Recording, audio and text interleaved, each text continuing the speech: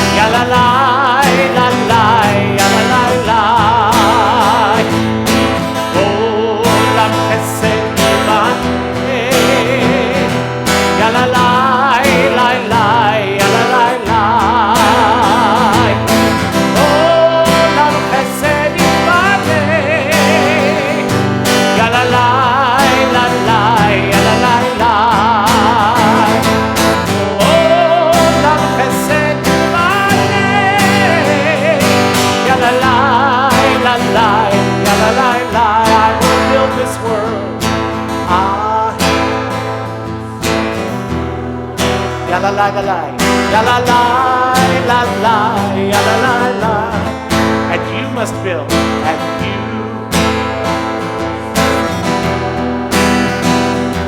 La la la.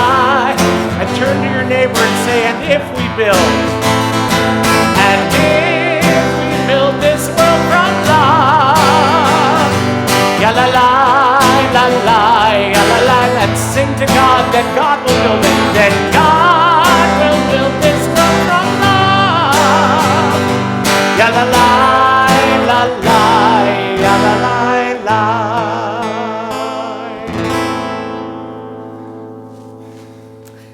Hello. Hello. I am Rabbi Cassie Kale. I'm the Rabbi of Temple Beth El, and it is truly an honor to welcome all of you here today to this service of commemoration. Just as it was in the days following the shooting in Pittsburgh a year ago, it is comforting to be surrounded by so many people on this anniversary. To have people here from various religions and races and backgrounds and traditions. It means so much when we show up and are present for one another. This afternoon, we are blessed to have a number of community leaders with us.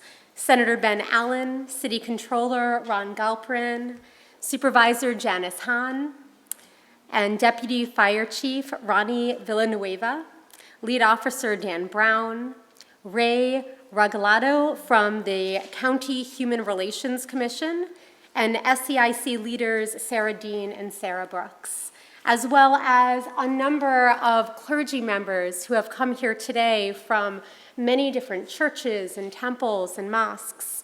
We have Pastor Lisa Williams of the San Pedro United Methodist Church, Imam Abdul Hafiz, Reverend Jeanette Repp of St. Peter's Episcopal Church in San Pedro, Patty Heckman of the SGI Buddhist Community in Torrance, Reverend Jonathan Mitchell of the Garden Church, Dr. Rini Gaush of the Andata Hindu Society, Rabbi Jim Simon of Temple Israel in Long Beach, Rabbi Howard Leib, and Reverend Nathaniel Hoff at the Trinity Lutheran Church across the street, and of course, Cantor Elon Davidson, who I'm fortunate to work with every day.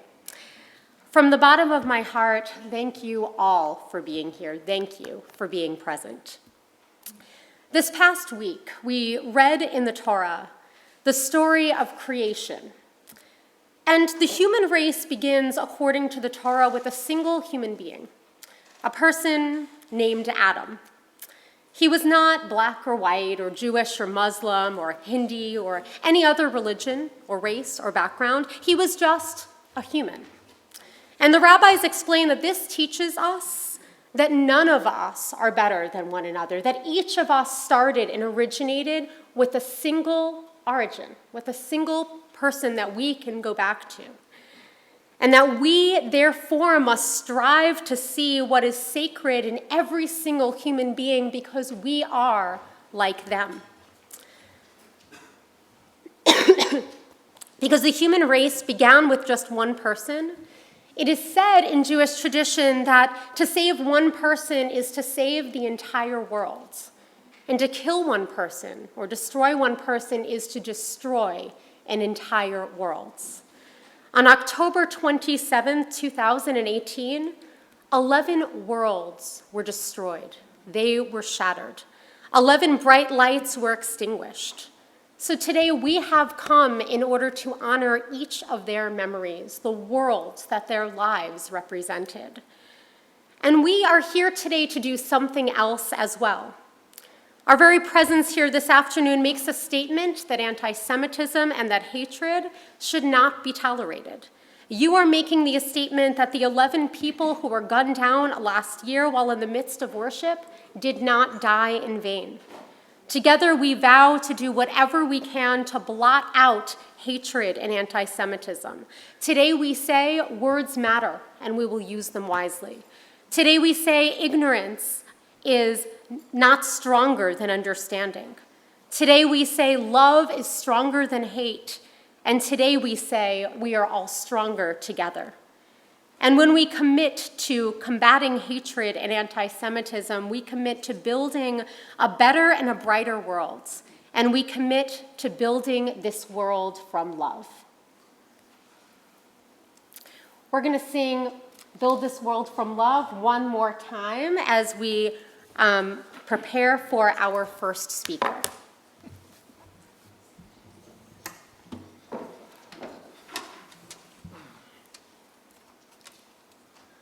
Now that you're all experts, then you're all ready to sing along with me.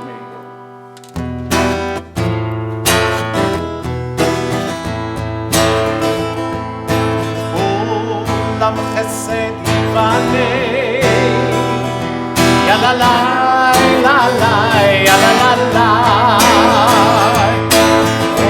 Olam chesed yivaneh, ya la la. La la, ya la la la. Olam chesed yivaneh, ya la la la la, ya la la la. Olam chesed yivaneh, ya la la la la, ya la la la. I will build this world from love.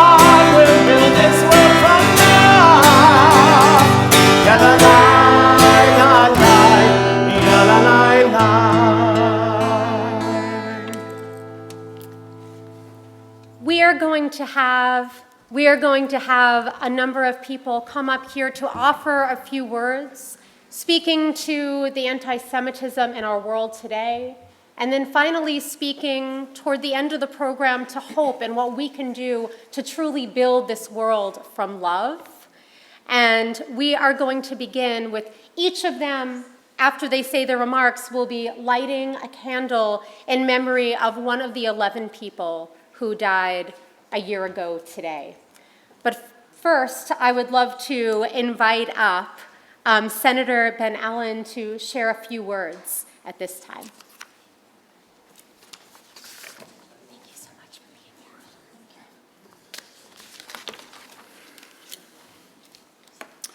Well, it's a great privilege to be able to speak with you today. I have the great honor of serving as the chairman of our California Legislative Jewish Caucus. I represent Catalina and the Hill and right up into the West Side.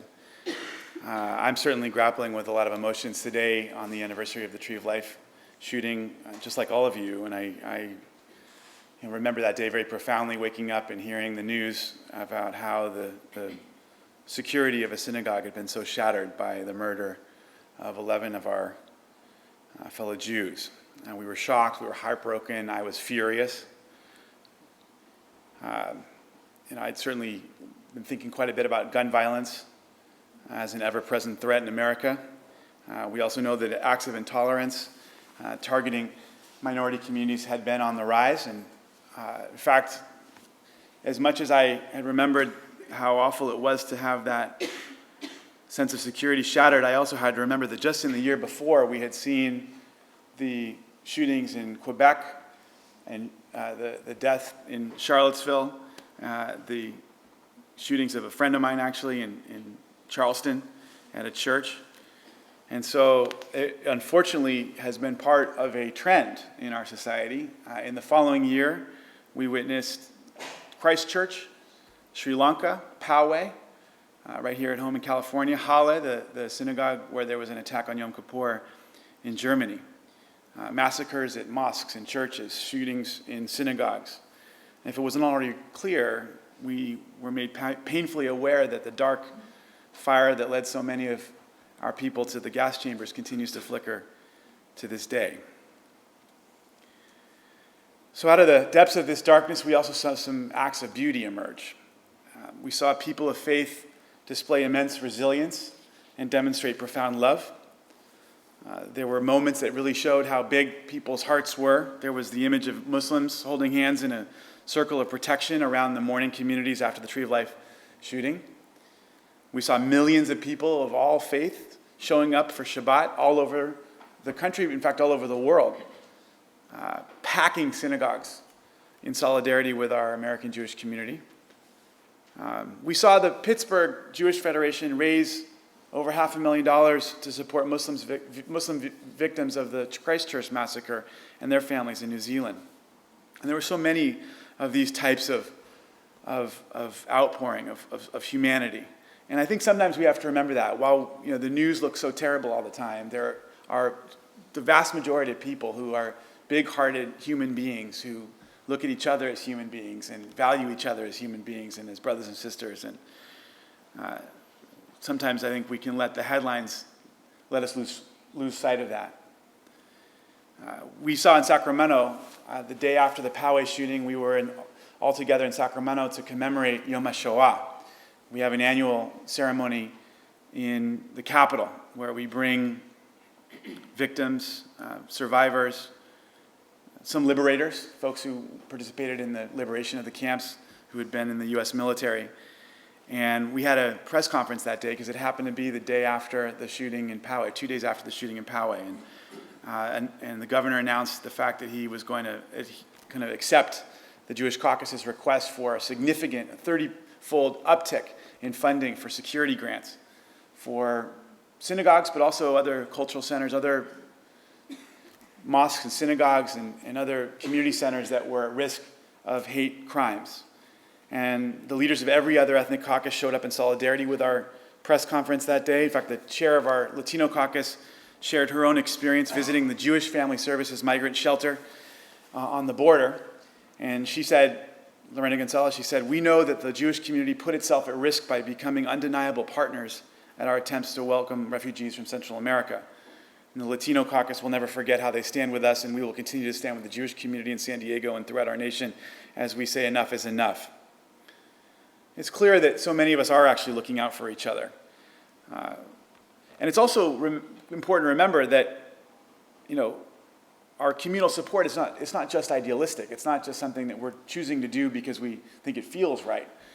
It also comes from the fact that our suffering is very much wrapped up in one another's. The Pittsburgh shooter targeted the Tree of Life Synagogue because of that synagogue's support for Central American migrants hoping to seek asylum in America. The Poway shooter had previously firebombed a mosque and actually talked about how inspired he was by the Pittsburgh and the Christchurch attacks. Makes me remember the words of our famous Jewish activist Emma Lazarus, who said, "Until we are all free, none of us are free." So in our Jewish caucus, we are working hard to try to address this type of division and these sorts of challenges. We were able to, as I mentioned, secure funding to help protect synagogues and other community centers from hate-motivated violence. We were able to get funding for programs that support our Holocaust survivors. We've taken delegations of legislators to visit asylum seekers at the border, but also see all the fantastic work that the Jewish community is doing with JFS and HIAS for asylum seekers down at the border. We've also been working with the Muslim community to create an interfaith prayer space at Los Angeles International Airport. A lot of people coming in and out of the airport, and people of all faiths need a place to pray, but particularly devout Muslims who have a religious obligation to pray 5 times a day. And we feel as though it's really important to get a prayer space there. We also created our first ever Jewish Values Tikkun Olam bill package that supported social justice legislation around criminal justice, poverty, immigration from a Jewish lens. So there's so much more that we can do together. I will surely seek every opportunity for solidarity moving forward. And as I light this first candle honoring the very first victim of the Tree of Life shooting, I'm thinking about, in my own life, how to lead with more love and empathy and compassion in the face of adversity. And I'm thinking about the way that the Los Angeles Museum of the Holocaust responded to recent images circulating of Orange County high school students who celebrated around cups in the shape of a swastika, their arms raised in Nazi salutes. Terrible thing. And yet, it would have been so easy for them to just condemn these young people and decry them and call them out for the ignorance that went behind that action. But you know what the museum did instead?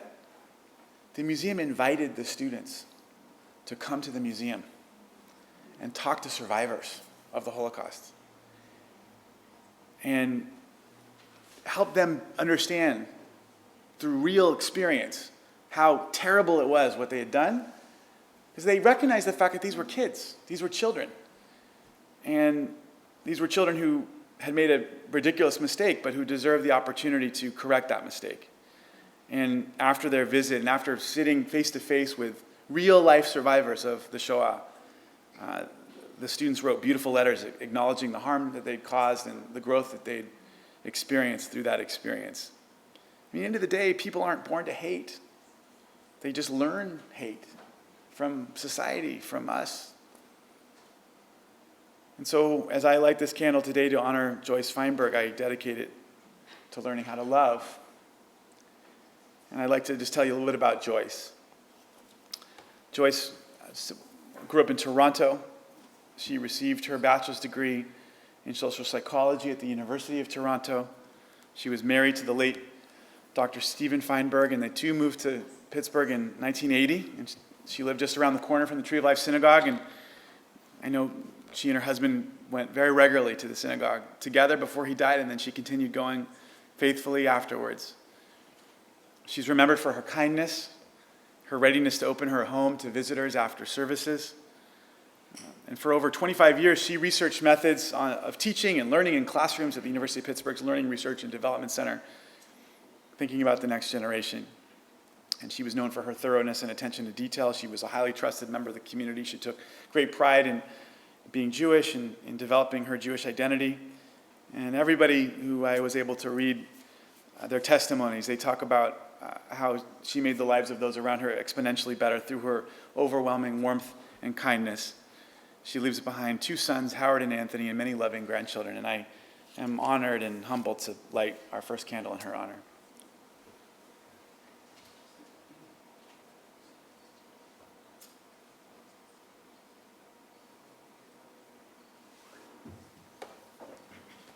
Thank you so much again.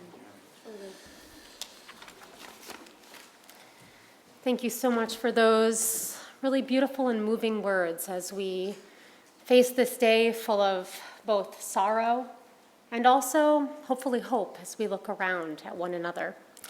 I'd like to call up now Ron Galprin, the city controller, to say a few words and light a candle in honor of Richard Gottfried.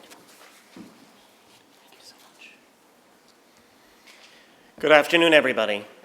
Thank you so much to Temple Bethel, to Rabbi Kale, to Cantor Davidson for bringing us together this afternoon, along with so many of the other participants from so many different communities here, communities of faith and others, to recall and reflect on the tragedy and on the act of hate that stole the lives of 11 congregants at the Tree of Life Synagogue in Pittsburgh just 1 year ago. And it's an honor to be representing the city of Los Angeles here this afternoon. It was a Shabbat morning, of course, when I first heard the news, like so many of us, about the shooting. And as with too many of these tragedies, I felt grief, I felt anger, I felt sadness, I felt frustration, horror. Also, with my own husband being a rabbi and holding services here in Los Angeles at the same time, I felt some concern. Regrettably, what I did not feel was surprise. This terrible shooting was not an isolated incident of hate directed at the Jewish community or directed at those who may be targeted because of hate. We see too many of these. Nor is it an isolated incident of gun violence. And anti-Semitism in particular is an age-old hatred that has claimed the lives of millions. There was the Inquisition, blood libels, pogroms, and of course, the Holocaust. We had a slight seeming intermission in some of this anti-Semitism after the Shoah. But alas, we're seeing a resurgence of that anti-Semitism, and other manifestations of xenophobia are on the rise. Why? There are many reasons, no doubt, but hate blossoms where and when we allow it to, when we countenance or turn away, when we're silent or we simply choose to ignore it as it rears its dangerous head. And also, let's be frank, many of the same people who hate Jews are often the ones who hate Muslims. They hate immigrants. They hate LGBTQ people, people of another race or ethnicity, anyone different. And so we must be united in condemning all forms of bigotry. And by the way, be they from the extreme right or from the extreme left, be it from white supremacists or some who think that it's all about the Benjamins. We must speak out, even when it is seemingly inconvenient or indelicate. We must also not stand silent in the face of anti-Semitism that manifests and masquerades in the form of virulent calls for the boycott or worse, destruction of the state of Israel. So what can you do? What can I do? What can we do? Speak up. Support causes that combat bigotry, anti-Semitism. Support your local synagogue, which you're doing right this very moment. Support the state of Israel. Dialogue with friends, neighbors, co-workers. Push for change. Advocate.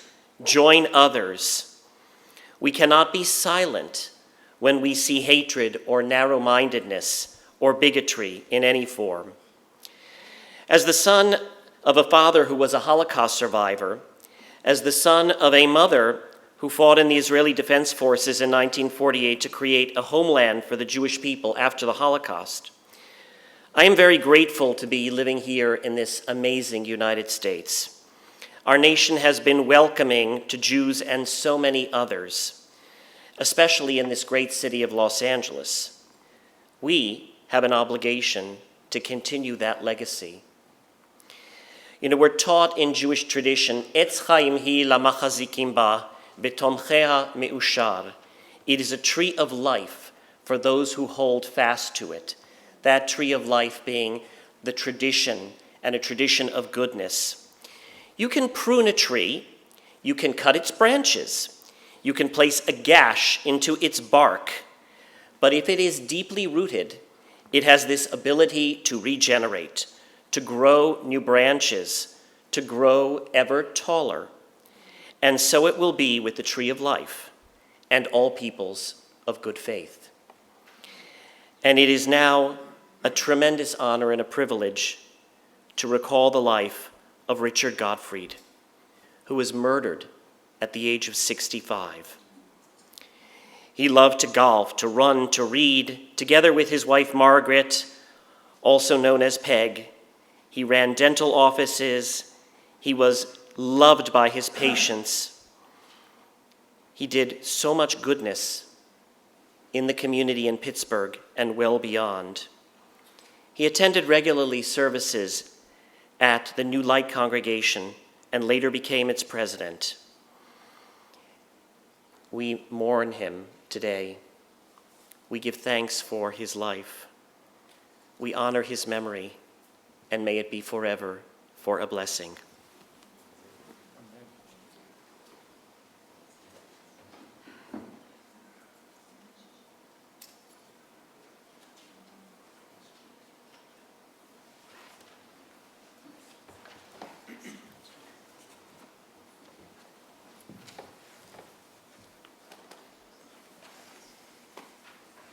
Thank you for that powerful reminder of our obligation and making an end to this hatred in our world.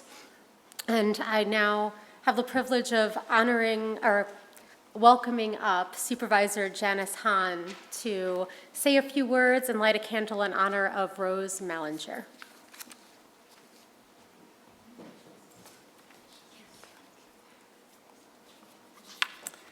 Thank you, Rabbi Cassie. I'm so happy to meet you. I've heard a lot about you. So far, so good. But I feel like I have had good friendships with the rabbis that have gone before you here, and I hope to have one with you as well. And always thank you to Cantor Davidson for your incredible gift of song. It is hard to believe that it's been a year since we lost 11 people in the deadliest assault on Jews in American history. The Tree of Life Synagogue may be on the other side of the country, but I know that many of you here today have ties to that community, and we hope that what we're doing here today will give them some solace on this very difficult day. For me, my former chief of staff, Lori Saroff, that's when I was in Congress, her mother was a member of the Tree of Life. In fact, Lori was married in that synagogue, so it was also, I also have a tie to it. You know, when I was in Jerusalem many years ago, I didn't purchase a lot of things, but I did come home with this Tree of Life pendant that now, of course, will have a whole new meaning. Ray Regalado has spent his life in service with the Human Relations Commission, and Ilan Davidson is my appointee on the Human Relations Commission for the County of Los Angeles. And every year since 1980, the commission has compiled a report on hate crimes across Los Angeles County. And this year's report was released last month. And it shows that last year, hate crimes in Los Angeles County hit their highest rate in a decade. Hate crimes in the county rose 2.6% overall, and this includes increases in racially motivated hate crimes, crimes against the LGBT community. Hate crimes against Jews accounted for one of the largest increases. They were up 14% just here in Los Angeles County and 21% higher across the state of California. These statistics are disturbing to me, and we've already experienced this rise in anti-Semitism right here in this community. It was just last month that our community woke up to see swastikas spray painted across homes and businesses here in San Pedro. In response, I proposed LA County's first ever anti-hate campaign aimed at combating the rise in hate crimes and strengthening support for victims of these crimes. Everyone, no matter who they are, where they live, who they love, needs to know that they are valued and that they belong. And that's why this ceremony today is so important. And amidst our grief and pain, we will stand together and we will say with one voice that an attack on any faith is an attack on all of our faiths. Temple Beth El does such a good job bringing people together. Here in this room, we have people of all faiths, all backgrounds, with all different roles in our community. And this is always the first step, showing the world that we not only can get along, but that we care for each other and that we value each other. And this afternoon, I have the honor of telling you a little bit about Rose Mallinger. Rose was 97 years old. She attended Tree of Life for more than 60 years, most often accompanied by her sons and grandsons. She was the oldest congregant killed on October 27th. She was a true matriarch of the synagogue and was always involved with planning services and events.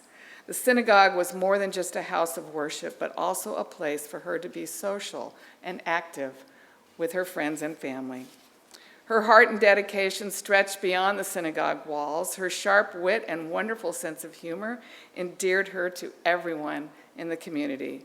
She was a role model for us all and we hope to maintain her example of strength, intelligence, and incredible resolve against adversity. We honor her today.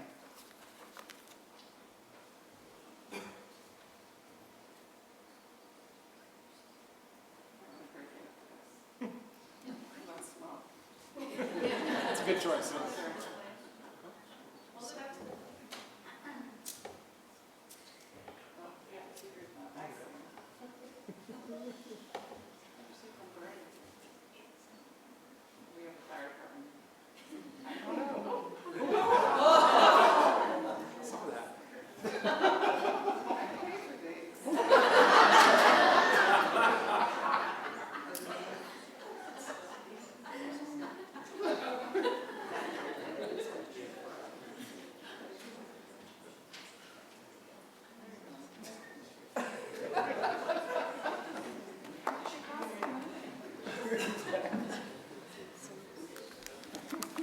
Who's on fire?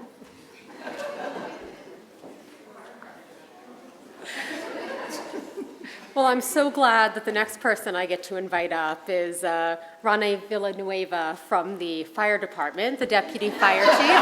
So please come on up.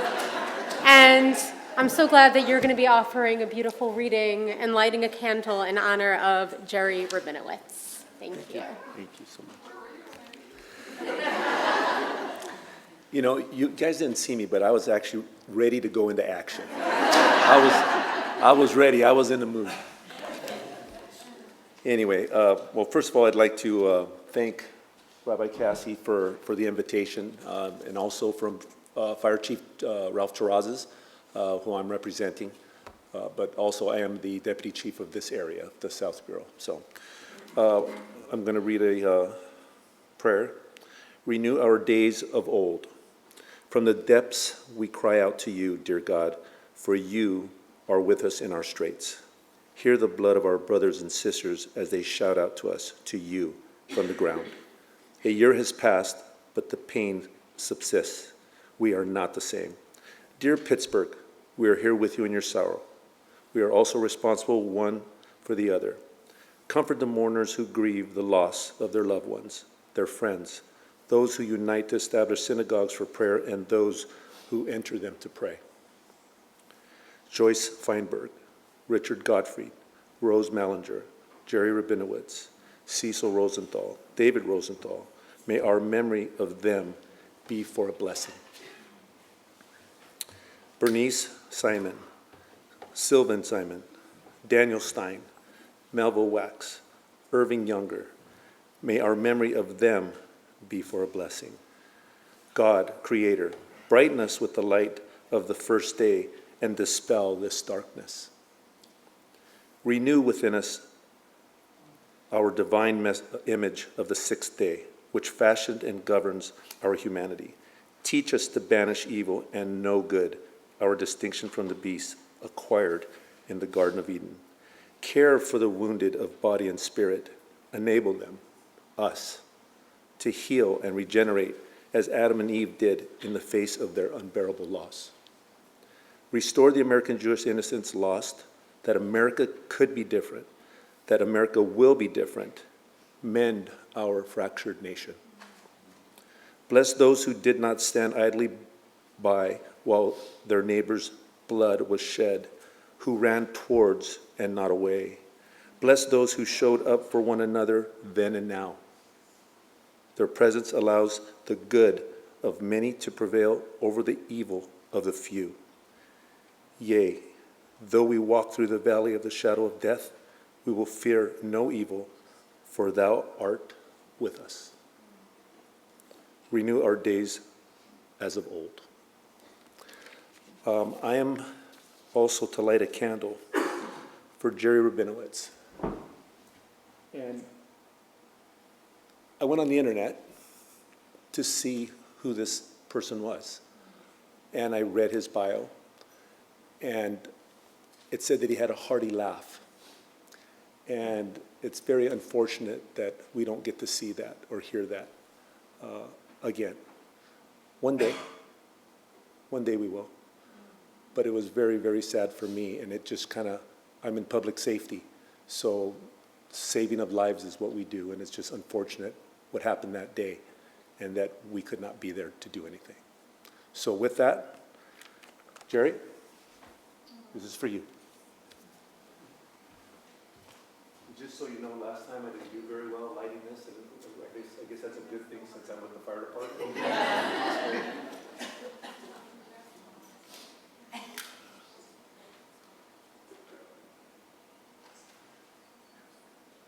Success this time.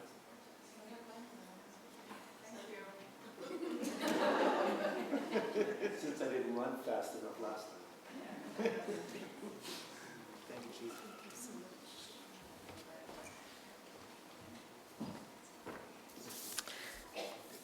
Yep. So as I mentioned, we have so many members of clergy and religious leaders that are here today. The first two I'm going to call up are Pastor Lisa Williams and Imam Abdul Hafiz to lead us in a reading and light candles on behalf of Cecil and David Rosenthal, brothers who were inseparable. Thank you both so much. Thank you.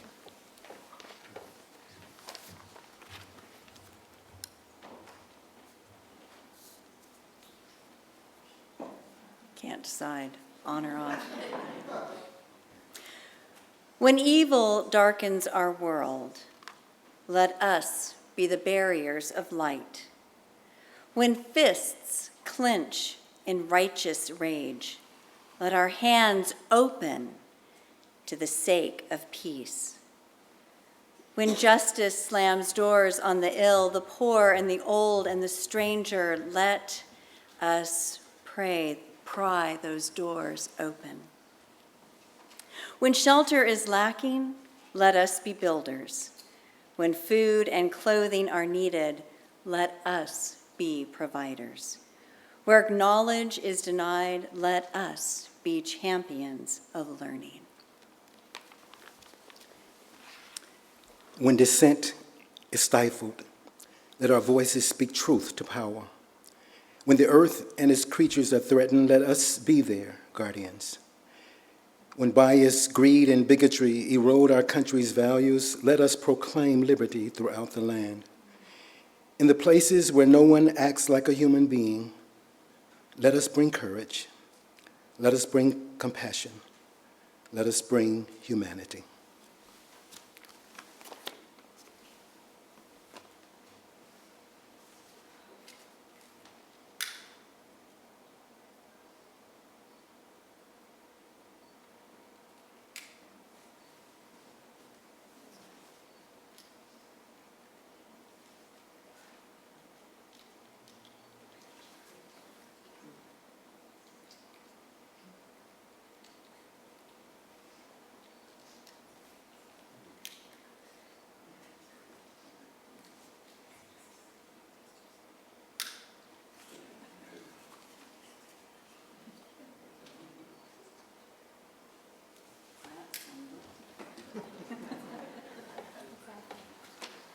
Thank you so much.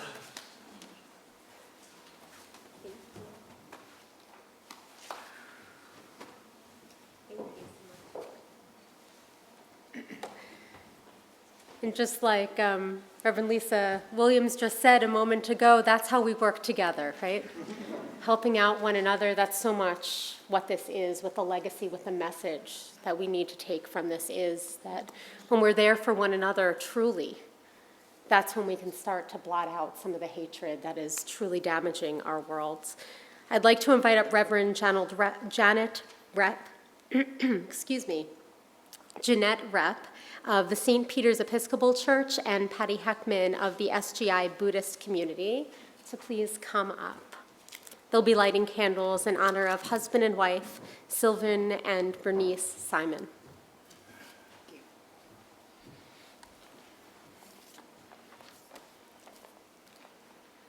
I have to share a reading from We Rise for Pittsburgh. We rise as we conclude a year of mourning. 1 year ago, 11 people went to synagogue and never returned home. We rise to honor them. We rise in body, mind, and spirit in every way we are able. We stand with the mourners, their families, their communities, and our community. We rise to stand with Pittsburgh and with Christchurch, Poway, Colombo, El Paso, Hala. We rise even as we continue to piece together our shattered hearts, and we know they are forever broken. We rise because when we are expected to cower, we will not. We rise because it is our only option in an unjust world. We rise because in an era of incitement to hate-fueled violence, we can puncture the darkness with fierce light and love. We rise because we are not alone even when we are singled out. We are stronger and safer when we stand together with all those who are oppressed. We rise because when fear threatens to close us off, we will challenge ourselves to open our minds, our hearts, and our arms. We rise because there are millions of people in need of safety and in search of freedom, and we will stand for their rights and their dignity. We will flood the streets, the synagogues, the halls of Congress, the courtrooms with our voices, our values, and our demands for a more just and compassionate world. The world can only be repaired by connecting and building, not by destroying. And so, on the outside of a day we will never forget, we rise in grief and in action, standing together against hate, united in our message of welcome and love.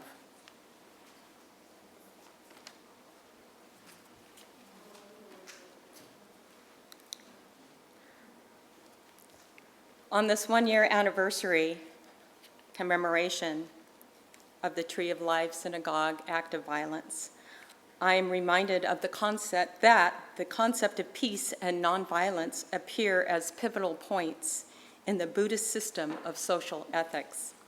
In particular, I am reminded of the turning of the wheel of the law. This was born a couple centuries ago amidst violence.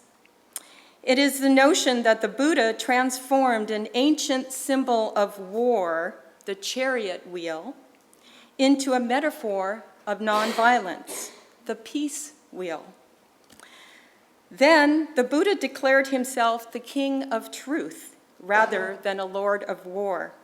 And he went on to vow that in a contest between the lord of war and a prince of peace, the latter will always win out. I am comforted knowing that to be true in my heart. Today we continue the wheel of peace. We stand together, engaged, whether Buddhist, whether Jewish, whether Muslim, whether Christian. We stand, I feel, in solidarity. Recognizing the need for transformation, we begin by transforming ourselves. Although it's true we live in an impure land, a land where mass shootings, hate speech, even in the name of religion, occur and racial violence occurs, although this is the wheel of transformation. So we can transform this impure land into a pure land where bodhisattvas and peacemakers of the earth dwell. I would like to transform the three evil roots of violence.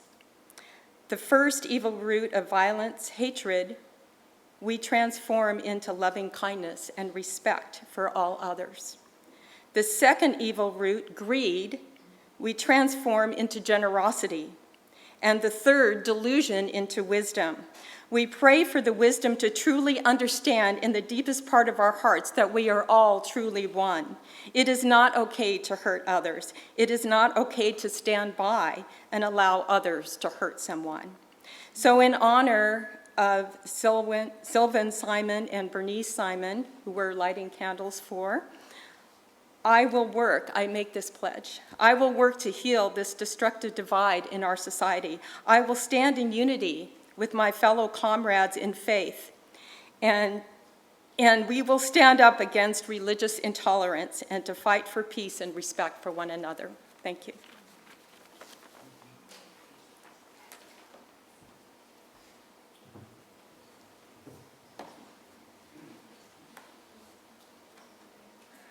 Simon, we remember and honor you.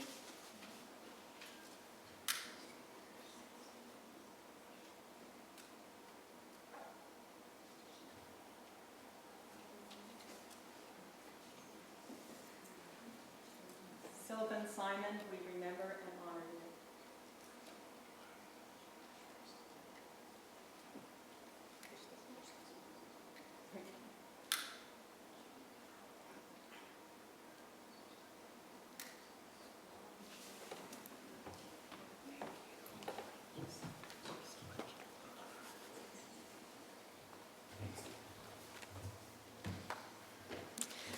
Many of us come from different backgrounds, and yet the roots of our values are all the same. These roots of love and generosity, of acceptance. And it really is heartening and inspiring to hear of that from different traditions, so thank you. I'd like to invite up Reverend Jonathan Mitchell to offer a reading and light a candle in honor of Daniel Stein.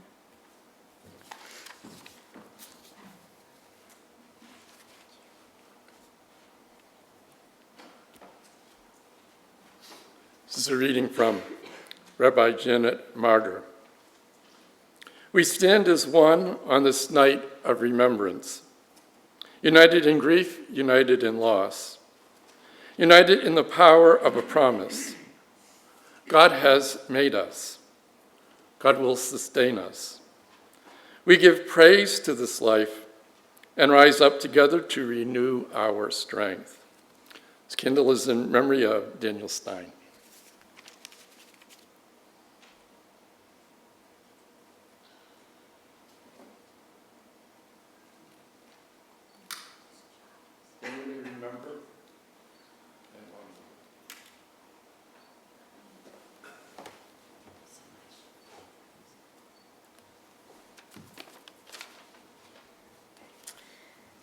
Dr. Rini Ghosh from the Hindu Society.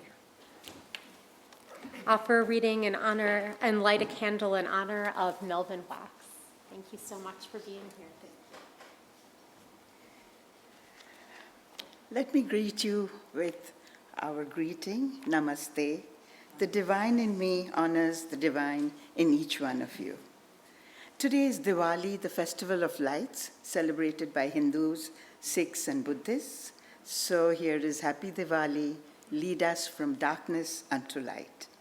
You know, as we gather on this important occasion, we realize that why is these things happening? Why are these things happening again? These killings and the resurgence, as we were told, of this. So in my heart, I think that, you know, we need more of the Parliament of Religions, of South Coast Interfaith Council, of these councils of interfaith activists to sort of rekindle our love for each other and to know each other. So I thought it would be a good one to read you an excerpt from Swami Vivekananda's speech from the first Parliament of Religions. And mind you, the date is 9/11. It was so significant. And it was held in 1893. So even after a century, you'll see his words are so relevant, even today. So here is the thing. He began his speech with the salutation, "Sisters and brothers of America." To these words, he got a standing ovation from a crowd of 7,000, which lasted for 2 minutes. Then he began his speech, and in this speech, Vivekananda told a story of a frog in the well. And in Bengali, we say kuor bang. And he narrated a story of the frog in the well who thought this little well was the whole universe. It was the biggest thing in the world. One day, a frog from the sea fell into that well and started talking about how big the sea was. And he got very mad and he said, "Oh, no, my well is the biggest one," and beat him up and threw him out of the well. So Vivekananda said, that happens to us. A Hindu living in his own little well thinks, oh, this is the best thing in the world. And so on with every faith. We think this is the best thing. But actually, we have to realize that no one church or temple can be the biggest. It has been proved that that holiness, purity, and charity are not the exclusive possessions of any one church or temple in the world. That every system, each and every system, has produced men and women of the most exalted character. And we are all following our own paths to that one goal. We all have that one goal. We are all following it from different directions.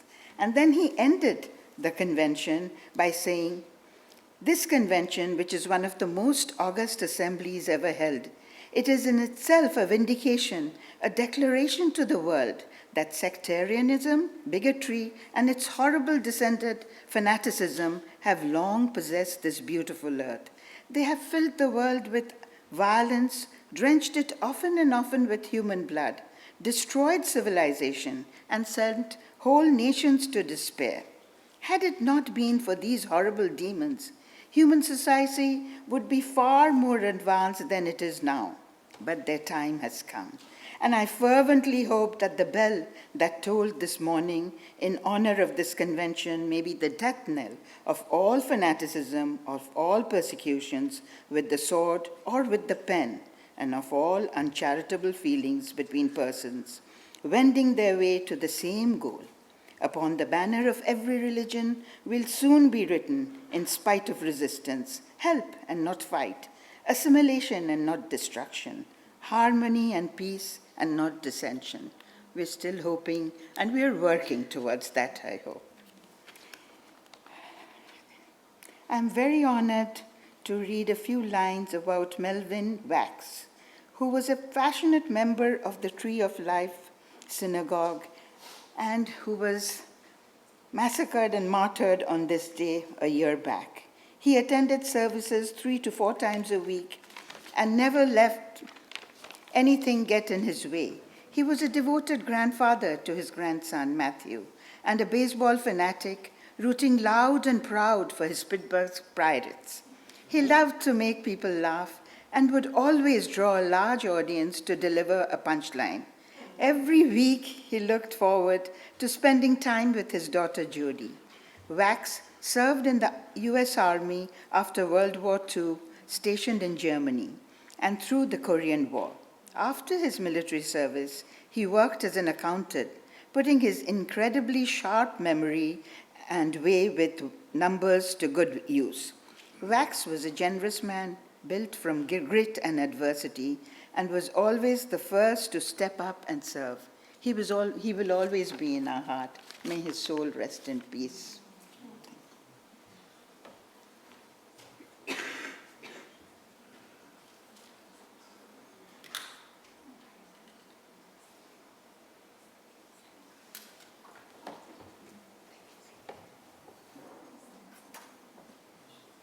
Thank you so much, truly.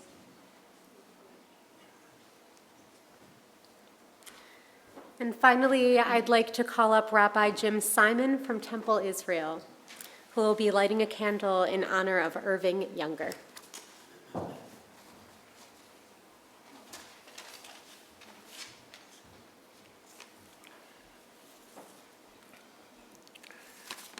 I want to just say one thing before I read this beautiful poem and light this candle.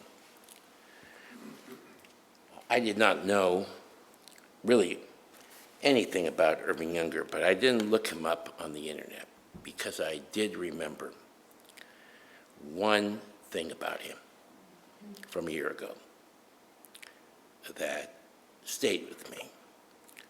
And all these other things are all very beautiful, but to me it was the fact that they were killed because they were Jews. It's pretty much all I need to know. But as a rabbi, there was one thing about him.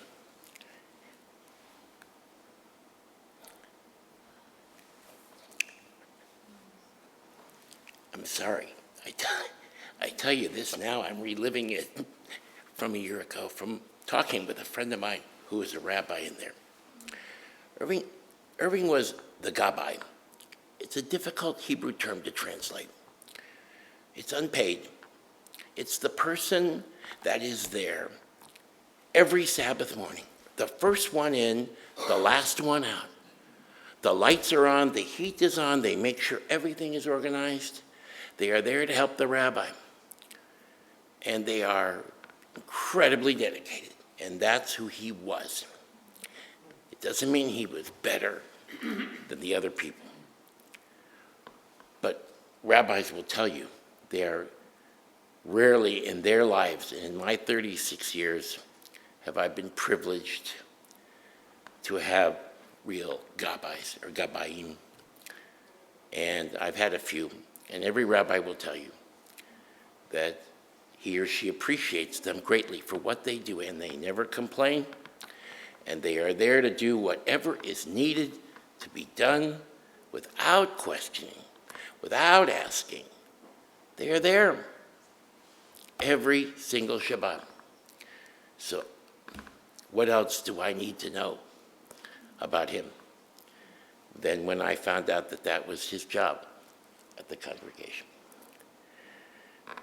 Here is a beautiful poem that I want to read in honor of Irvin from our colleague Rabbi Alden Solovey. It is called A Prayer After Racist Violence Against Houses of Worship. O people of conscience, cry out against arrogance, cry out against hatred and anger. Cry out against violence and oppression, for God requires us to stand in the name of justice and freedom. God requires us to oppose terror, to muster our power, our energy against all racist aggression, to protect every single house of prayer. God, we implore you to look down upon the suffering perpetrated against churches and mosques and synagogues, against houses of worship in so many lands, perpetrated by the hand of wickedness, malevolence, by the hand of ignorance and sin, and the loss of precious life. With your gentle and loving hand, God of shelter, unite all your children under your canopy of hope and love. Bring the light of salvation and healing to the four corners of the earth, and together we say, Amen.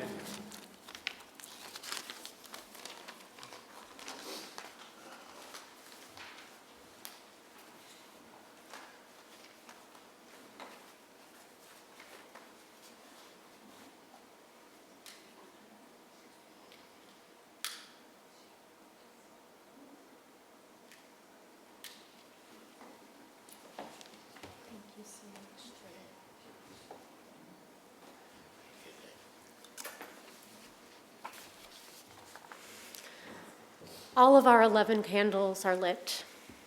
11 candles reminding us of the memory that these people, these beautiful souls that were taken away, that legacy that each of them leads. A testament to their memory is our presence here, our words that we share, our promises for the future. And so in memory of all of them, and in memory of so many people who have died in their places of worship while trying to give thanks to God, or give thanks to a greater power, let us all rise now as we hear the words of El Malei Rachamim, asking God to shield and protect them under the shadow of God's goodness.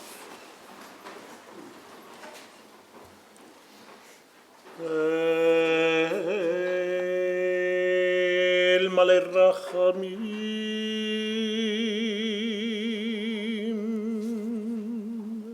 Shochen Bamromim,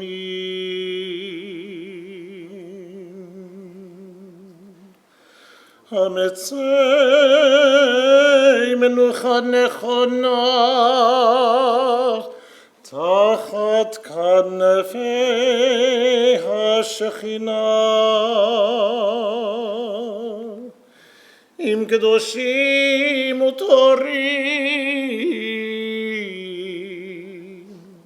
כזוהר חרקי המזהירים לנשמת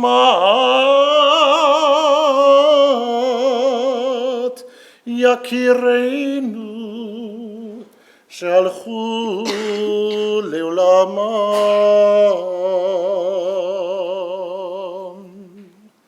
בעל הרחמים יסתירם בסתר כנפיו לעולמים. בצרור בצרור החיים את נשמתם.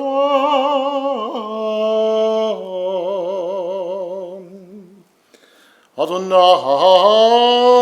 הוא נחלתם וינוחו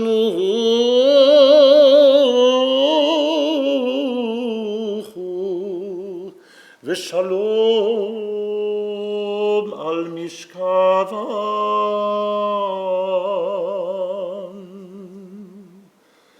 ונאמר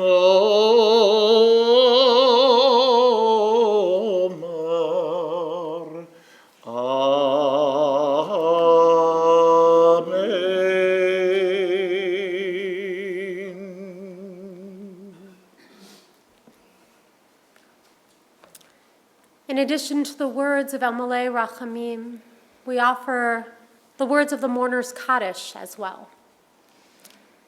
If you know the words, I invite you to say them along with me, or I invite you to say the word Amen, which is Hebrew for I believe, or I agree. It's a way of honoring God, of honoring a higher power, even in the wake of a devastating loss.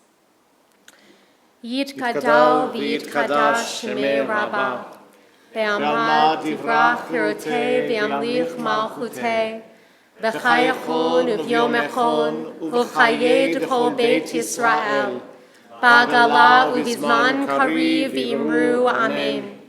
Yehei shmei Rabbah mevarach le'olam olamei almaya. Yitbarach v'yishtabach v'yitpa'ar v'yitramam v'yitnaseh. V'yithadar v'yitalev v'yitalal shmei d'kudusha b'richu. Le'ilan min kol birchata v'shirata, tushbachata v'nechamata, ta'miram v'yalma v'imru amen. Yehei shlama rabba min shemaya, v'chayim aleinu ve'al kol Yisrael, v'imru amen.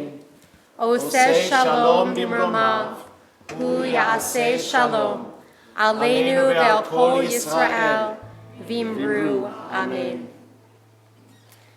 May the one who creates harmony on high bring peace to us and to all Israel, to which we say, Amen. Oseh shalom b'mromav, hu ya'aseh shalom aleinu ve'al kol Yisrael, ve'al kol yoshvei tevel ve'imru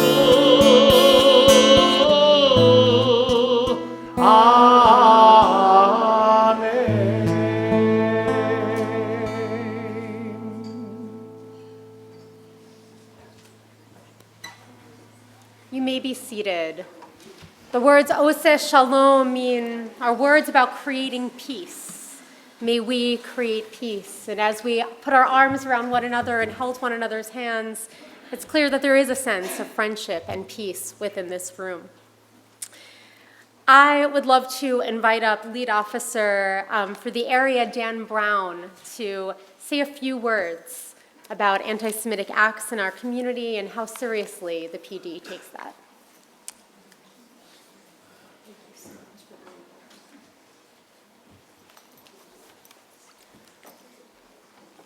Thank you all so much for welcoming me here to be present with you guys for this memorial service that you guys are doing. And thank you for doing that as well, by the way. And that's as good a place to start off as any, just with the fact that you guys welcomed me here so well. And I think that's just a small testimony of the love that's in this room. And that, I think, is a fantastic place to focus on this time, is the love. And I have felt nothing but welcomed here in this synagogue, and many of you have either known me or at least met me at many of the special events that I have participated in here, or the holiday celebrations that I've attended here. And I hope that during my time here, I have been able to express how much the local police support you guys here. But if that hasn't been made clear, I want to explicitly make that clear right now, during this moment. So the Los Angeles Police Department, your local Harbor Division, and I, Officer Dan Brown, cherish and treasure your presence here in this community, as well as the Jewish community at large in the Los Angeles area. As we join here together this afternoon in remembrance of those whose lives were so unjustly taken 1 year ago, we publicly denounce hatred in all of its forms and expressions. We, the police department, commit to aggressively investigating and prosecuting all crimes motivated by hatred. And we promise to work hard to make you all feel safe and welcome, wherever you are, be it at home, at work, or here at synagogue. So thank you all for welcoming me here once again. Thank you, Rabbi. Thank you, truly. And I just want to say that when there was graffiti on the streets of San Pedro, when there were anti-Semitic signs found in Rolling Hills Estates, Officer Brown was very quick to be on the phone with me and to assure that the police department takes all of that extremely seriously. And for that, we are incredibly thankful as part of the Jewish community, but also the community at large for all of the work that LAPD does. Thank you. Robin Toma wasn't able to be here today on behalf of the County Human Relations Commission, but we are very blessed to have Ray Regalato, who will be speaking on his behalf. Thank you for being here.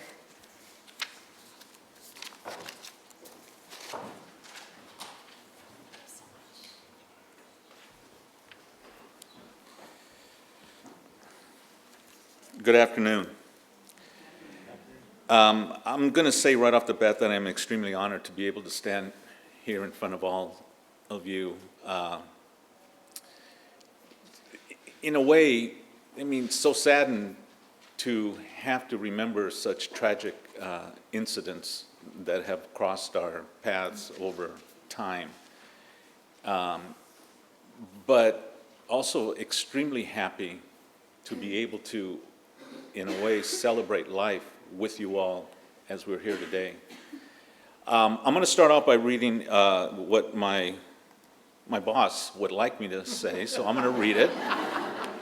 And then when he ever comes around, or if you ever run across him, you'll let him know that I represented him well, so please let him know I represented him well today, okay? So I'm going to go ahead and let you know that, yes, I have been with the Human Relations Commission for what sometimes feels like a lifetime, because I'm going to say that this work can be tough. It can be tough because I'd like to say thank you for inviting us here today. Being here, remembering what happened a year ago, reinforces the fact that we all have a job to do. And that job is to stand against hate. It is important that we stand against hate. And every single one of us has a responsibility in that regard. We have a responsibility to report it. We have a responsibility to, when witnessing it, be good witnesses. When we have the opportunity to state something against it, to say it. And we're here because of the forethought of our great leader, Supervisor Janice Hahn, and others, that they have put together an initiative to make it a little bit easier for us to report it.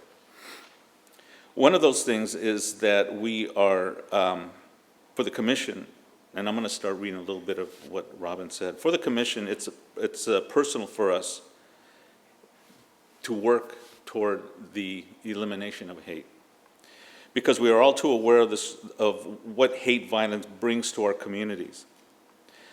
A single hate crime reported in our county is one too many, but unfortunately we have many. You would think that in a time that we find ourselves in today that we would be beyond that, but we're not. We're not. You know, we talked about the amount of hate crimes that occurred and who are the targets. So we have an opportunity, or we have a mechanism for you to report hate. You can simply dial, and I'm going to let you know that you can just dial 211. Dial 211, and there will be an opportunity for you to report that act of hate.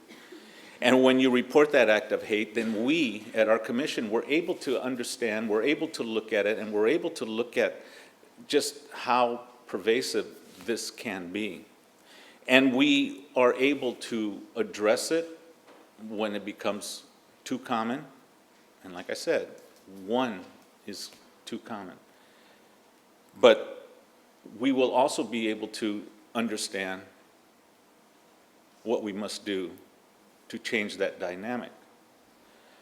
So I really, really ask you that if you are a witness, if you if you know about this, dial 211. Let them know that you like to report a hate crime, a hate incident, something that doesn't fare well with you, because I do know that this type of behavior is not something that we feel good about. What I'd like to do is give you a little bit of insight as to what allows me to do this work for so long, and I've been doing it for quite a while. I think about the love I have for my family.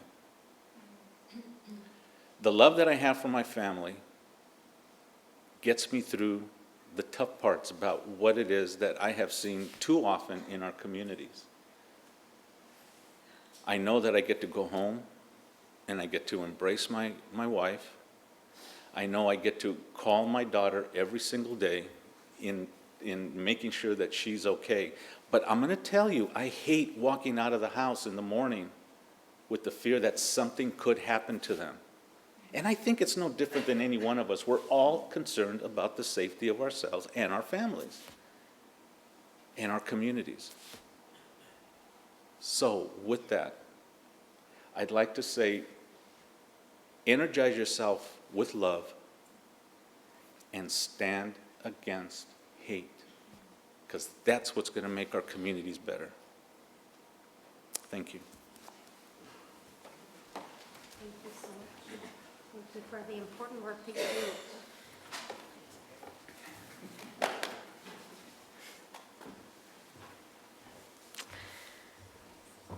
This event, this entire coming together today wouldn't have been even remotely possible if it wasn't for Sarah Dean and Susan Brooks, who work with the SCIC, the South Coast Interfaith Council.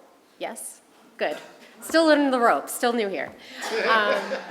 But it was their vision to bring everyone together, to turn this sorrowful anniversary into a time of togetherness and respect, a time that speaks to our values as human beings and as people of faith.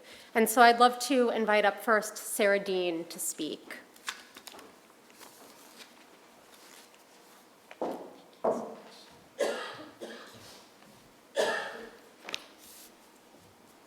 I have to say it's been a year and it hasn't gotten any easier. Shalom Aleichem, Salam Alaikum, and good afternoon, everyone. My name is Sarah Dean, and I serve as President-elect of the South Coast Interfaith Council.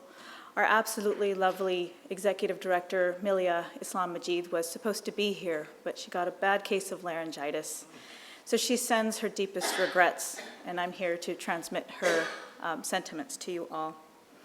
I want to thank Temple Beth El, my dear friend Susan Brooks, Rabbi Cassie, and Cantor Elon for sharing this opportunity to stand in solidarity with our Jewish American community. So thank you so much. The South Coast Interfaith Council is here today to hopefully carry on the legacy of the 11 Jewish brothers and sisters who left us a year ago at the Tree of Life Synagogue. It's important to remember that not only were they targeted for being Jewish, but also for how they put their Judaism into action. I see these 11 lives as a reminder of what God tells us in Genesis. Let us make human beings in our image after our likeness. As a reminder of what the Hindu scriptures teach us, that we each carry the Brahman, or divine essence. For myself as a Muslim, the Quran teaches us that each and every one of us is created from clay, from dirt, and from the earth. And while we develop in our mother's womb, God blows into each and every one of us of his spirit. Every single one of us, be us Muslim, Jewish, Christian, atheist, anyone. Each one of us carries the divine spirit, the ruh. So the taking of any life is truly a violation of not only humanity, but of God.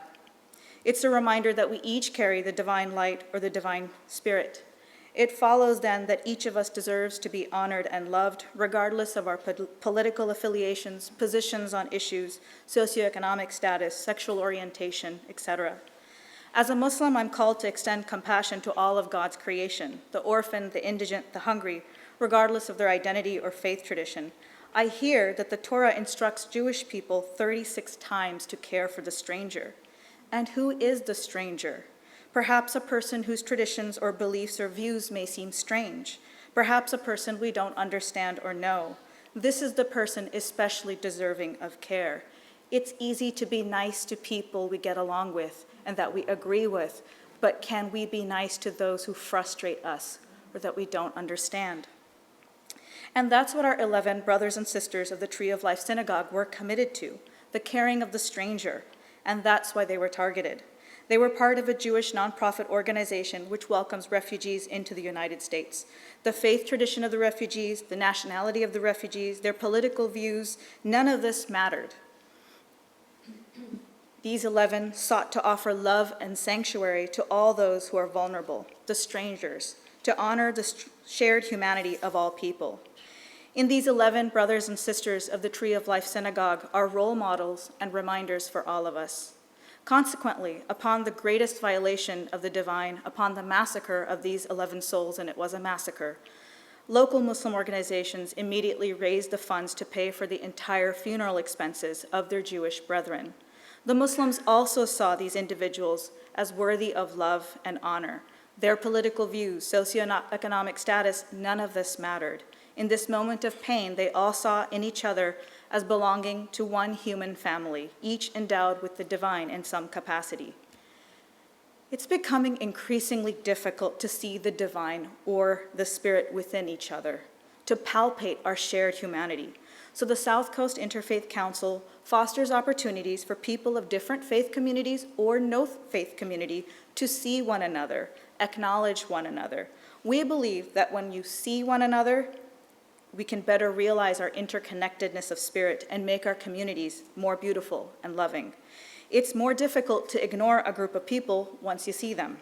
It's more difficult to hate a group of people once you know them.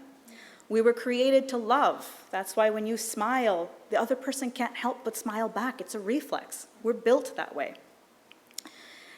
And this is going to be our only way out of these cycles of hate, whether it's anti-Semitism, Islamophobia, or any other hate. So we invite you to visit us, the South Coast Interfaith Council, at any of our free monthly interfaith events. As it turns out, we are actually holding our annual Festival of Music Interfaith Benefit Concert right here in this beautiful synagogue. So we invite you all to join us next week, Sunday, November 3rd, 3 to 5 p.m. We will feature music from many traditions, and we hope you'll join us to celebrate the diversity of our human family, to combat darkness with light, to combat hate with love. Thank you. Thank you so much, Sarah. Thank you. And Susan Brooks, who, in addition to her work with SCIC, is also the chair of the Social Action and Justice Committee here at Temple Beth El. Thank you so much. First, I want to thank all of our public servants and faith partners for standing with us as we mark the anniversary of the attack on the Tree of Life Synagogue. It means so much to our community that you and your communities are here today. For those of you that know me, you know that I'm an activist that makes calls, organizes, marches, visits elected officials, and leads our social justice committee here at Temple Beth El. I've long worked to change the underlying issues of bias and prejudice that lead to violence, and when unchecked, even to mass atrocities and genocide. I'm the granddaughter of a young boy who witnessed the murder of his parents during a pogrom, who came to the U.S. for safety and freedom to practice his religion. I am the mom of Black and biracial children who have had the kind of encounters that make us have the talk and fear for their safety when they leave our home. I am the elder whose mentoring of young refugees is evident when you look at the list of my Facebook friends. I am the very intersection of all the white nationalist hatred that fueled the murder 1 year ago. In fact, I've thought about it recently. If I was more public on Twitter, I would probably be on that white supremacist list of Jews who they're targeting. Even before I had this tragedy, before this tragedy happened, I had committed myself to doing interfaith work. Long ago, I had read, after 9/11, a book called Faith Club, which is a book about a Jewish woman, a Muslim woman, and a Christian woman who came together despite all their differences, despite all the stereotypes, and began meeting monthly and learning about each other's traditions and families. Last fall, I applied to and got into a professional fellowship called New Ground, a Muslim-Jewish Partnership for Change. It was one of the hardest, yet most life-changing experiences I've ever had. A group of 10 Muslims and 10 Jews, very diverse within our groups. We went through a lot of team-building exercises, shared our lived experiences, learned each other's histories and cultures, and after 5 to 6 months of this, grappled in intra- and inter-religious groups with our feelings about the Israeli-Palestinian conflict. I was able to hone my facilitation skills, learned a lot about myself, and got much better at being able to name things and allow people to feel like they've been heard, even when I couldn't agree with what they were saying. I learned how to do the kind of work around understanding and healing that we're here for today. 1 year ago today, I was sitting at breakfast with a friend and had my phone face up on the table. Out of the corner of my eye, I saw that my phone was blowing up with messages. At first, my response was, can't my kids let me have breakfast before they start bugging me for what they need? But the messages kept coming, and I thought I better check. I quickly discovered that it wasn't my family, but my new Muslim friends from New Ground. We were only about 6 weeks into the fellowship at the time and had formed a WhatsApp group on the phone to keep in touch as part of the program. As reports of the attack of the Tree of Life Synagogue began, the Muslims in our group were checking in on us Jews. They were reaching out to us to hold space for our full range of emotions, asking if there was anything they could do for us, and very specifically, where they could show up to show solidarity with us. Within hours, I was part of the planning committee for the citywide vigil that was held the next day at the Federal Building in Westwood. And several of my newfound friends came with members of their community to stand in solidarity with us. Fast forward a few months, and I was in the living room of one of our facilitators with a group of New Ground alumni, Muslim and Jews, sorting out our feelings and sharing how we were affected by the remarks of Representative Ilhan Omar and the subsequent backlash that came from it. In the midst of our rich and difficult conversations, someone happened to check their phone, and there was the news of the massacre at the mosque in Christchurch, New Zealand. The roles were reversed, and several of us Jews went to Friday Juma prayers at the Islamic Center in LA to stand in solidarity with our brothers and sisters. 6 months after the program officially ended, we are still in constant contact with each other via WhatsApp, and we get together probably at least monthly. As a result of the fellowship, did we come to agree on many of the complexities of the Middle East? Of course not. But in building relationships with one another, we learned how to create safe spaces that we could hold space for each other and find common ground on which to move forward and support each other in times of joy and tragedy. We know the importance of standing with one another and fighting against the hateful forces of religious intolerance, racism, and xenophobia. We have learned that we don't have to agree on 100% of the issues, to leave behind any form of litmus test so that we can focus on our common ground to move forward.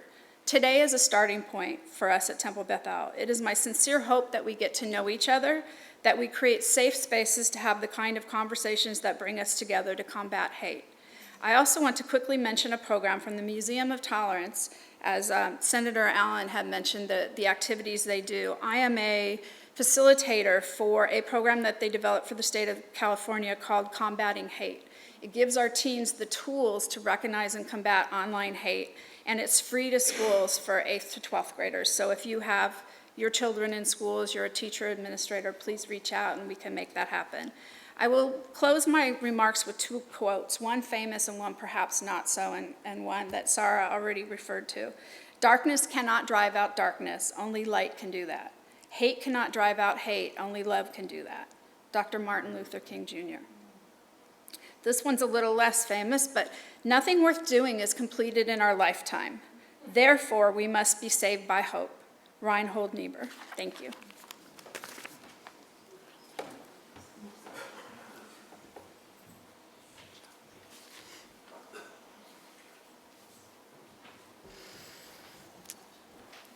Well, today we have heard the words of our esteemed community members who have inspired us and given us a sense of security and how seriously we take the troublesome nature of hatred in our worlds. We've lit candles in the memory of 11 people who were killed a year ago today, and we've heard the blessings of the heart from clergy members and religious leaders of a variety of traditions. And we uplifted one another with our presence and our commitment to combating hatred. We will have time following this service to eat a little bit and spend a little bit time together. But it is my hope that this being here today, as important as it is to be present with one another here today, it is my hope that it will not end when we walk out of this temple's doors. If we want hatred to end, we need to be willing to take a stand against it. When politicians make statements of hatred against Jews or Muslims or immigrants or people of color, we cannot stand idly by. When we hear people making anti-Semitic or racist jokes and statements at a child's soccer game, or at a company outing, or at a dinner table, we cannot stand idly by.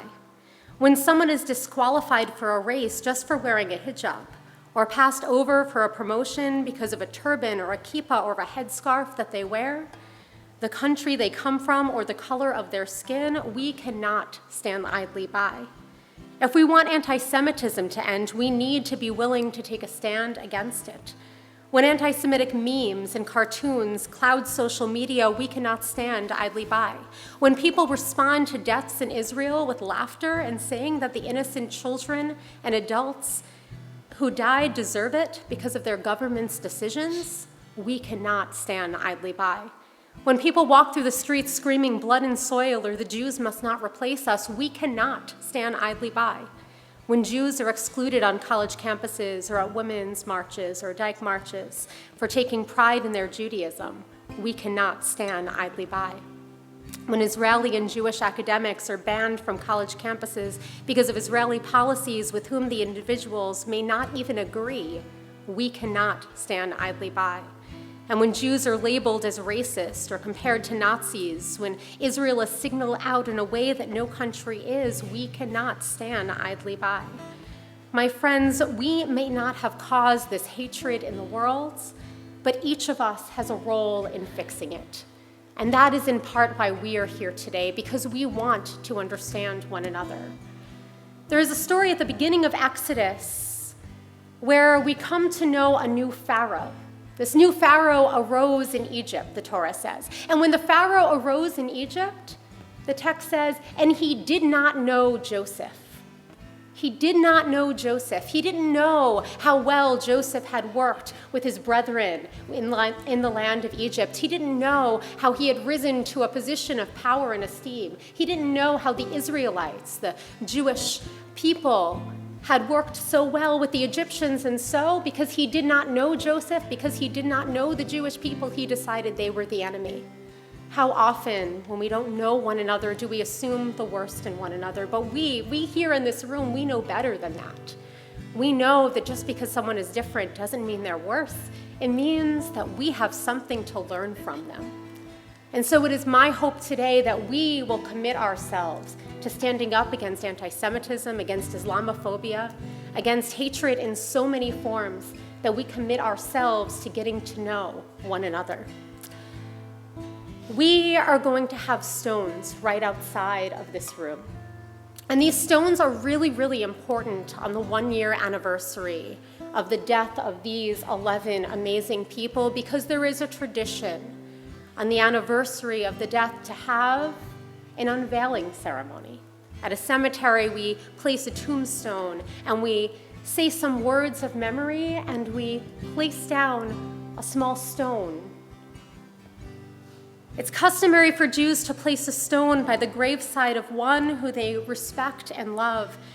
Traditionally, this begins a year after death when this marker is placed, and some say that this stone is a way to commemorate a visit, to say, I was here. Some say that it is there to weigh down the spirits of grief that haunt us, anchoring our pains so that we do not dismiss our destiny and walk the path of a mourner forever. But perhaps we'd like to believe that the stone has more to do with the foundation, that the first brick laid in building a future that at one time seemed inconceivable, a world without these 11 souls who died at the Tree of Life synagogue, a world without the person who was killed in Poe, a world in which so many good, innocent people were killed because of their race, ethnicity, religion, or color of their skin, a world without their radiance. That future once seemed inconceivable, but here we are, and the stones say, today we begin to build a new future. A future where we stand up against anti-Semitism even when it's inconvenient or difficult. A future where we stand up against all hatred. A future where we are not bystanders, where we call out racism and bigotry and hatred for the cancer that it is. A future where we join together hand in hand, showing up for one another. And a future where we approach the other from a place of curiosity and genuine interest instead of fear. A future in which the memories of all those murdered, from Pittsburgh to New Zealand and everywhere in between, are for us a blessing. An everlasting reminder that today is the day to build this world from love.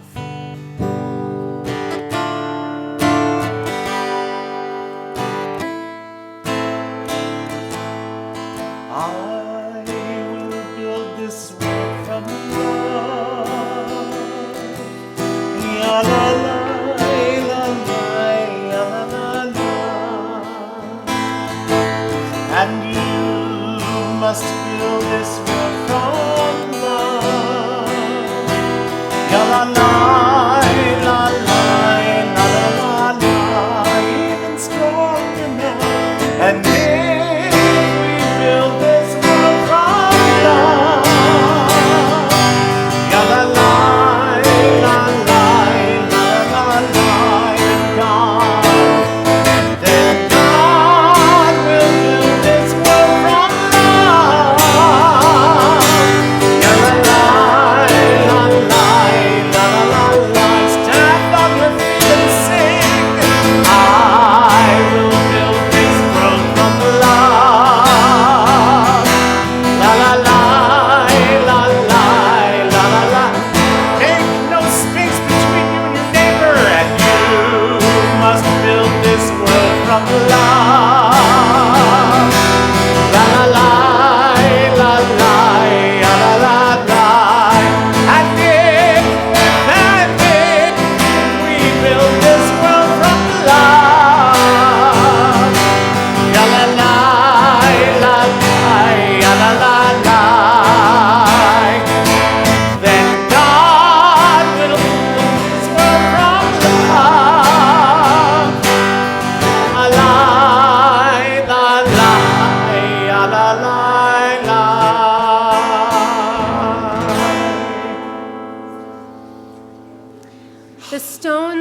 outside, I would like to invite everyone to please take a stone, write your name on it if you feel comfortable, but even more important, write an intention of something that you wish to do in order to rebuild this world filled with more love. We're going to collect those stones and use it as a reminder every time we are in this temple of how strong we are when we come together against hatred. Thank you all so, so much for being here. Thank you. And please join us for fellowship in Al Manuel Hall as well. No one's kicking you out of this building. This is the place for all of us to be together.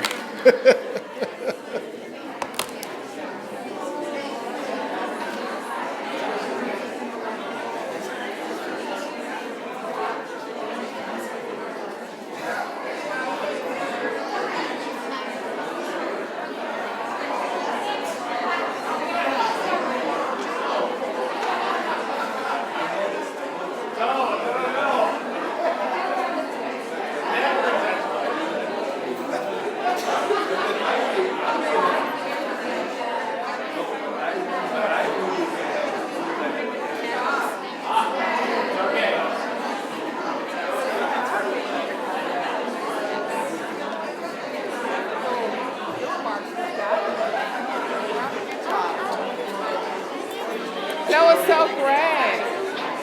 Really a beautiful service. Very good. I know, really nice.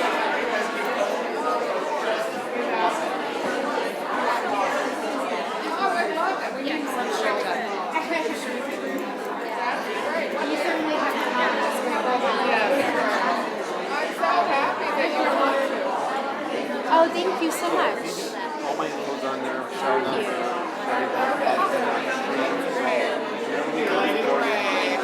So appreciated. Thank you. Keep that right here so I don't lose it. No pockets. Kelsey's trying to get a photo of us and see if we can get reading right here. Can we steal you to get in this picture over here? Thank you so much. Thank you. Come, Rini, come. For doing this. I'm going to go down to the other end. Sorry, guys. How are you? Patty.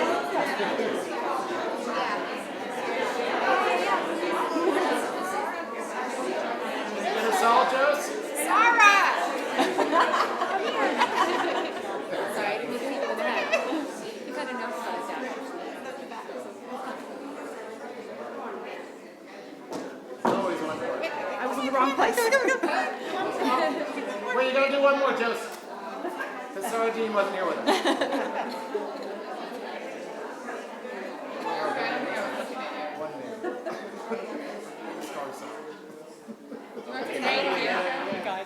All right, perfect. Should we go down there so we don't have to come up the steps? Sure.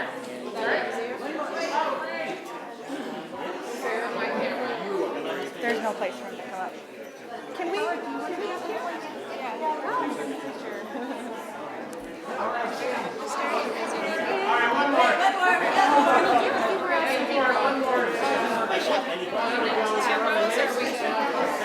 Okay. Yeah. Zeros is hard. I'm gonna come back. Squeeze it tight.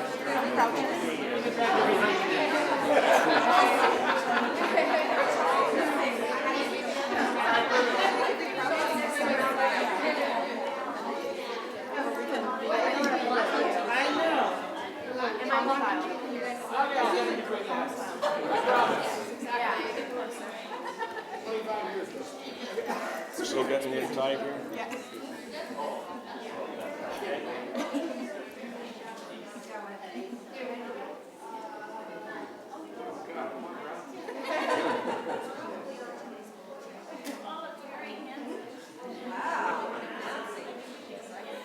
All right. Thanks, guys.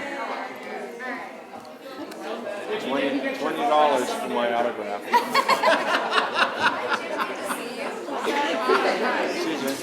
All right.